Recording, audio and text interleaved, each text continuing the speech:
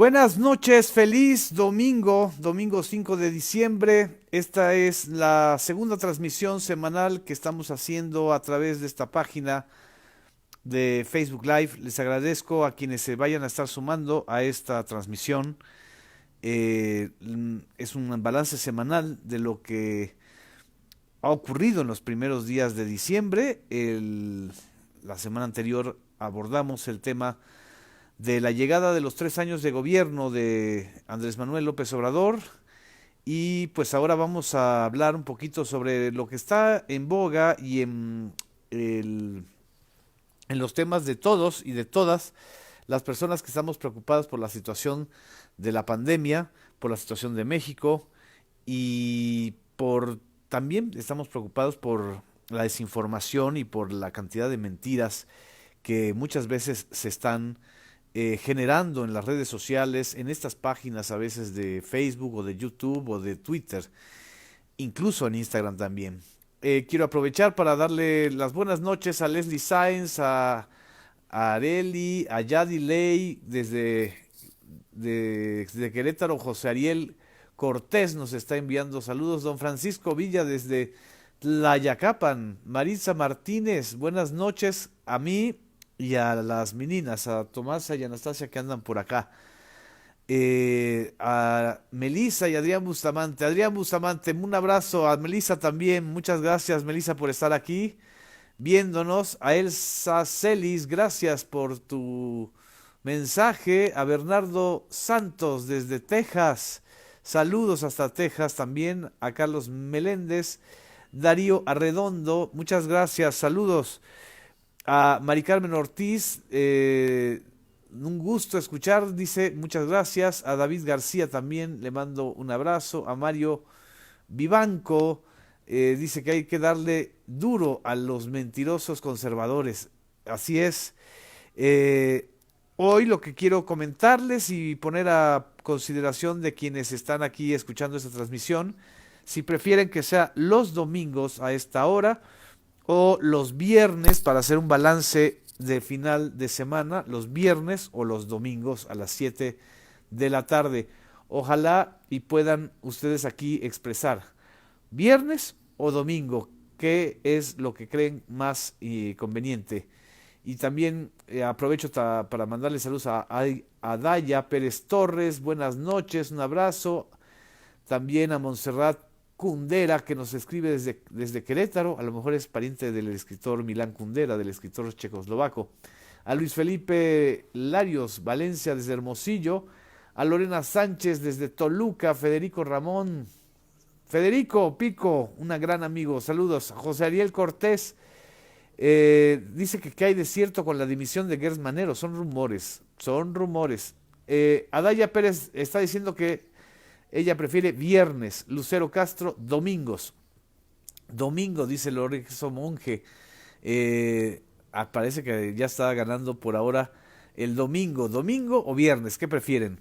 Y bueno, pues aquí vamos a seguir escuchando sus opiniones. César Medina Lara también prefiere domingo. Carmen Monares también. José Ariel Cortés, domingo. Bueno, Carla Camacho, domingo parece que está ganando el domingo por amplia mayoría. Luis Alberto, gracias desde Aguascalientes. Héctor Navarro, ¿me podría explicar su posicionamiento a favor de Aristegui en la controversia de la fabricación de chocolates, del caso de los chocolates Rocío? Ahorita abordamos también ese tema. Me pregunta que cuándo voy a Orizaba, no tengo por ahora pues, posibilidades de ir. Domingo también a don Pancho Villa nos está diciendo que le conviene más, a Luis Alberto también. Claudio Méndez desde Oaxaca también nos manda saludos. Lulú Sandoval nos dice que domingo, Leslie Sáenz domingo. Y Federico Ramón también dice que los domingos. Parece ser que vamos a inaugurar estas charlas dominicales para que puedan seguirnos y compartir los análisis con la mayor amplitud posible. ¿De qué vamos a abordar el tema? Es evidente que ya la variable Omicron de la pandemia del coronavirus, del COVID-19, llegó a México a través de un paciente que está en observación y que está, al parecer, en una situación no grave, no delicada, no en una posición mortal. Es un paciente es un ciudadano que llegó de Sudáfrica. En Sudáfrica se dieron, digamos, la oficialización de esta nueva variable.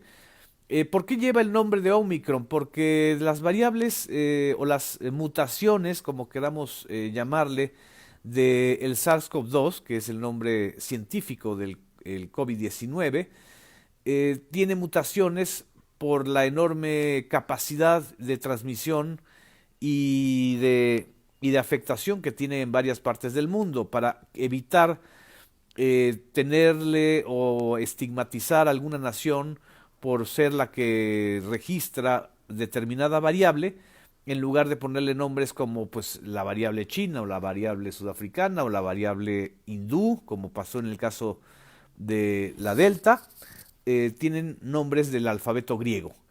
Y pues ya vivimos una variable muy transmisible, que es la variable delta, que fue la que predominó durante la tercera ola del COVID-19, al menos aquí en México. Y en Europa están entrando ya de lleno a un mayor número de transmisiones del COVID-19 en esta temporada, que en Europa y en otros países del hemisferio norte, México está entre los países del hemisferio norte, estamos en invierno. Lo que normalmente sucede en el invierno es que el, las enfermedades respiratorias, incluyendo la influenza, se propagan mucho más por los cambios de temperatura, por la situación climática normal. Y entonces lo que se está previendo es que tengamos una cuarta ola en este invierno del COVID-19. Pero ni en Europa ni en otros países donde se ha avanzado en la vacunación, es decir, en la aplicación de las primeras, segundas dosis de varios de los distintos modelos de vacunas que existen, ya sea AstraZeneca, ya sea Pfizer, Sputnik, en el caso de la vacuna rusa. En ninguno de esos países donde se ha vacunado a más del 50% de la población con esquema completo, o que tienen el 80% de la vacunación, al menos con una dosis, los mayores de 18 años, que es el caso de México, 85%.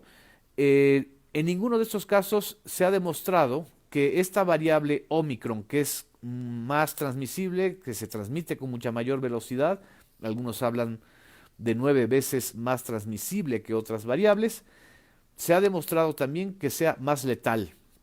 Es decir, las vacunas están protegiendo, no están evitando que la gente se contagie del COVID-19 y que tenga los síntomas de la enfermedad, pero evita las expresiones agudas que afectaron y han afectado durante las anteriores oleadas de la pandemia a buena parte de la población con comorbilidades, ya sea diabetes, ya sea enfermedades renales, enfermedades pulmonares, por supuesto, obesidad. Obesidad es una de las agravantes para la situación de buena parte de los ciudadanos y ciudadanas que han tenido que ir al hospital y que desgraciadamente fallecieron.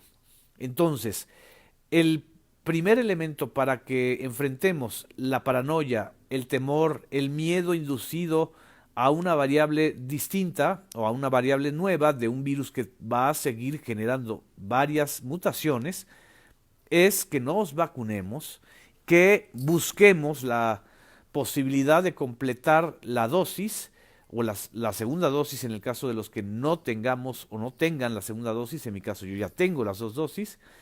En la Ciudad de México y en las grandes ciudades de la República se avanzó muchísimo desde diciembre del año pasado hasta este diciembre en el esquema de vacunación. Eso ha sido un logro social, un logro que muchísimos de los críticos del gobierno de Andrés Manuel López Obrador y de la Cuarta Transformación lo han negado y lo han incluso le han escatimado ese reconocimiento. ¿Cómo se ha logrado en un periodo tan corto y con un país tan complejo, orográficamente, con poblaciones dispersas, sobre todo en aquellas zonas donde no hay grandes ciudades concentradoras de mucha gente, como son Guerrero, como son los estados de Guerrero, de Chiapas o de Oaxaca, que es donde hace falta llevar más la vacunación a las aldeas o a las rancherías o a los lugares donde hay poca gente. Pues esto se está logrando a través del ejército, a través del despliegue que tienen las Fuerzas Armadas y la capacidad que tienen de cobertura nacional. Entonces, cuando estamos escuchando, sobre todo en esta semana que se intensificó este asunto de que hemos vivido un golpe de Estado, hemos vivido o estamos en un golpe de Estado o en una dictadura, todas estas estos delirios de crítica que ya no son críticas, sino que son verdaderas invenciones, porque ni vivimos en una dictadura ni ha habido un golpe de Estado. Más respeto para las personas y para los países y para las víctimas de los golpes de Estado. Cuando hay un golpe de Estado, hay toque de queda en las ciudades, hay una persecución militar y policíaca a los críticos, se les encarcela, se les tortura, se les silencia, se les censura. Nada de esto está pasando en México. Entonces, que no vengan con idioteces a intoxicar a la gente. No estamos viviendo ningún golpe de Estado. Hay una mayor presencia efectivamente de los militares en tareas que normalmente no las hacían, como es la vacunación. Pues ¿por qué hay una mayor presencia de los militares? Por la capacidad logística que tienen los soldados y marinos de México. Y eso es no solamente necesario para enfrentar la pandemia, sino también es útil. Estamos, a final de cuentas, pues librando una guerra biológica, una guerra de salud, no una guerra de muertos. Esto creo que debe quedar muy claro para evitar estas frases fáciles o esta manera de querer inocular ahora sí el virus de la infodemia, que ese es el peor virus, el de la desinformación, el de la exageración, el de utilizar información engañosa o no confirmada para afectar a los ciudadanos mexicanos. Aquí estoy viendo que varias personas quieren hablar del tema de Aristegui y la fábrica de chocolates Rocío. Mi posición la expreso y se las comparto, es muy sencilla y creo que debe ser para tomar un criterio que no nos lleve ni a un extremo ni al otro. El reportaje publicado tanto en la página de Aristegui Noticias como en la página de Proceso no tiene ningún elemento sustancial en donde estén indicando que exista delito, irregularidad o tráfico de influencias de una manera clara y contundente. Es una suma de elementos y evidentemente de inferencias. La inferencia es cuando uno tiene un elemento informativo y quiere llegar a otro y no hay manera directa de llegar porque no hay documentación, entonces se plantean elementos para inferir. Por ejemplo, yo publico la fotografía de mi esposa con un hombre y luego la publico con la de con otro hombre para inferir que me está siendo infiel, aunque las fotografías con hombres no significan necesariamente que haya una infidelidad. Este tipo de técnicas de la intriga y de la inferencia son clásicas en los periodos en donde hay muchísima polarización. Periodísticamente es un reportaje muy flojo, es un reportaje bastante poco sustentado. Y los medios de comunicación en general siempre publican o publicamos reportajes a veces que no son sólidos. Es justificable y entendible la molestia y el enojo del presidente Andrés Manuel López Obrador por la publicación de este tipo pues, de inferencias y de reportajes que quieren forzar una acusación. Pero de ahí a de manera destemplada decir todo lo que publica Aristegui, todo lo que transmite un medio de comunicación es mentira o es una traición. Yo creo que hay una línea muy delgada. Justamente si nosotros caemos en fenómenos de intolerancia social contra comunicadores o comunicadoras que durante muchos años han demostrado su capacidad periodística y crítica, porque no necesariamente tienen que publicar y decir lo que a nosotros nos guste o lo que nosotros queramos. Tenemos que aprender a leer de todo, a aceptar cuestionamientos y a polemizar con esos cuestionamientos, críticas o reportajes. Por eso yo expresé mi respeto al trabajo periodístico de Aristegui Noticias y de la revista Proceso. Yo vengo de la revista Proceso, yo trabajé en esa revista y no hay nada peor que renegar de los medios de donde uno viene. ¿Que es un error el reportaje? Por supuesto que lo es, en términos de la pretensión de lo que querían expresar o afirmar. Y no tenemos por qué caer en en una persecución o en una situación de intolerancia, porque justamente ese tipo de actitudes son las que hacen derrotar a movimientos de transformación. Y aquí está la negra que me está respaldando, espero que la Tomasa, y aquí está también la Tacha, que les mandan muchos saludos dominicales a quienes nos están escuchando. Me hago así un ladito para que vean cómo se están también informando a través de pues estas charlas y este análisis.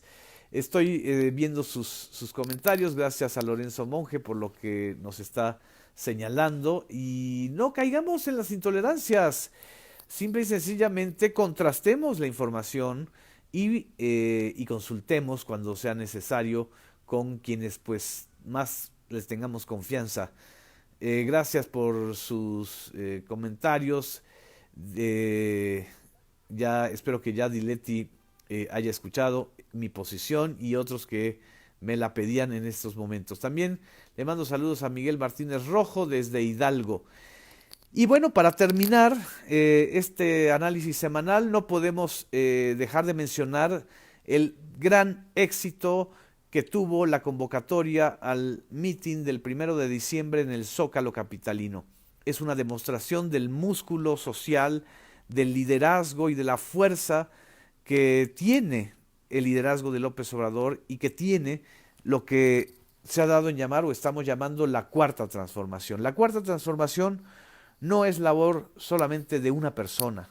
La cuarta transformación es un proyecto social, es un proyecto que todos deberíamos estar apoyando en la medida de lo posible y que no dependa de una sola persona. Los líderes también son seres humanos y se pueden cansar o pueden enfermarse, y lo que necesitamos es continuidad, que haya una continuidad pues de la estafeta y del cambio político que se está generando desde el 2018.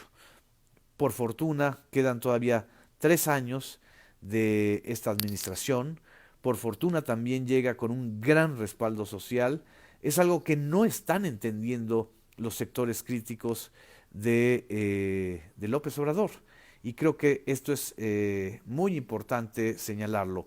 El mitin del 1 de diciembre demostró la capacidad de convocatoria, la capacidad de liderazgo y lo que nos convocó López Obrador a revolucionar las conciencias, revolucionar la forma de pensar, revolucionar y transformar nuestra tradicional cultura de la ley del menor esfuerzo, del influyentismo, de la corrupción.